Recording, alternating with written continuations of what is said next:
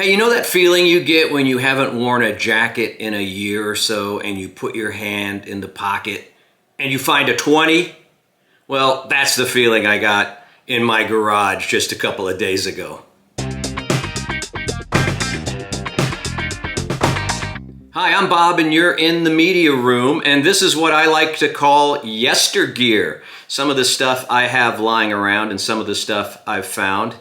Old equipment, OG equipment, classic equipment from the past. I got a little bit of it around here, and today I want to feature the 1996 NHT Super Zero compact speaker.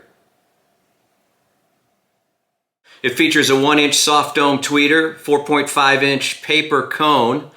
These are from October 1996. That's when they were born, the Super Zero. The serial numbers are just one off. I don't know what happened to that serial number in the middle. Somebody's got it somewhere. And the frequency response, 85 hertz to 25 kilohertz. I want to talk about that in just a second. 8 ohms, sensitivity 86 dB, 15 watt minimum power required, 100 watt maximum.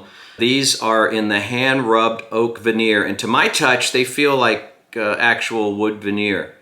I'm not sure about that. Back in the day, they sold for $230 a pair, and baking in inflation, that would be $435 for the pair.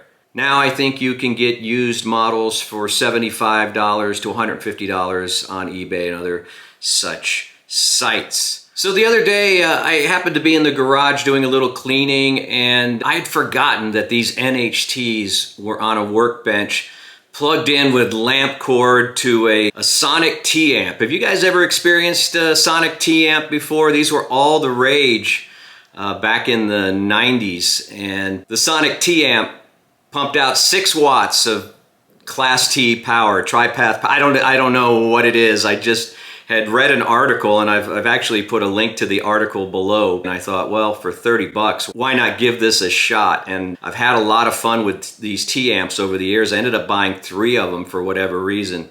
I would run into them. They're not made anymore. You can get a Dayton Audio version of it, I think with a little more power at Parts Express for about 30 bucks. But I'm kind of proud of these T-Amps that I have. In fact, I gave one to Randy, the cheap audio man. I don't know if he's plugged it into anything yet, but I used to have a lot of success plugging these Sonice T-Amps into some horn shop horns, these custom-built speakers from North Carolina that I bought in the 90s, and they featured a single Fostex driver and folded horn design. Pretty cool, pretty cool. They're in storage right now, but I might have to break those out and show them to you a little bit later on. You know, these NHTs made pretty good sound in the garage, and I thought, you know what, let me dust them off, let me bring them in the house and plug them in to see what they can do. Boy, was I surprised, because these sounded great. You know, these soft dome tweeters had a lot of detail, but yet they weren't harsh at all. The silk tweeters were nice, and some of the tracks I was listening to as a reference were Bruce Springsteen's cover of Night Shift from the upcoming Only the Strong Survive, probably out by the time you see this video. November 11th is the release date, 2022. Can't Buy a Thrill from Steely Dan, Only a Fool Would Say That, I think it's called, and Do It Again. That sounded quite good and detailed, good imaging. I wouldn't say that the soundstage is super wide, but I don't know if I had the best setup. I had the speakers on axis, but there's a lot of reverb in this room and a lot of hard surfaces. I may have to drag these up to the theater room and see how they do in a more controlled, softer environment. And of course, the very famous and popular right now remaster remix of Revolver.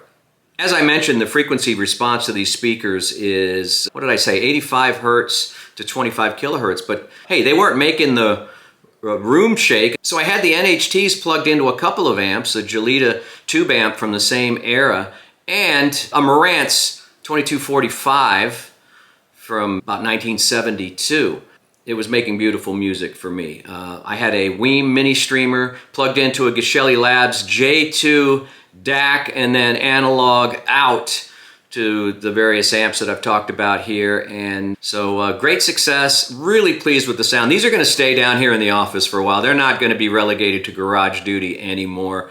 I've toyed with painting it. I'm not crazy about the oak veneer, but you know what? I think it's probably a better decision to keep these OG. NHT stood for Now Hear This. Kind of more of a home theater brand back in the day. I think they originated in 1986, spilling out of acoustic research. I think one of the developers at NHT came from acoustic research. Hey, they're still in business. One of the things I noticed when I went on their website was that some of their speaker cabinets on their smaller speakers look kind of like Emotiva.